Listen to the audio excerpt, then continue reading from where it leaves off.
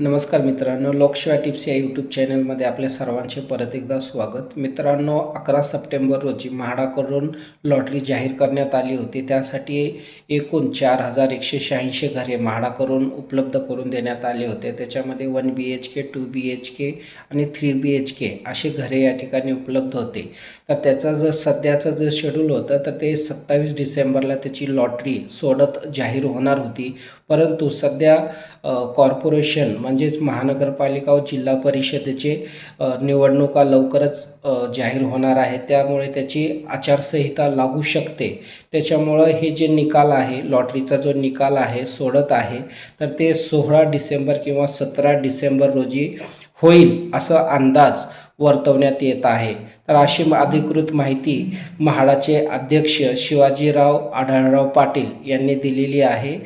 तर या लॉटरीसाठी 2,15,000च्या जवळपास अर्जदारांनी अर्ज केलेला आहे. त्यापैकी एकूण 4186 जे विजेते ठरणार आहेत त्यांची लवकरच माहिती आपल्या यूट्यूब चॅनलवर जाहीर करण्यात येईल.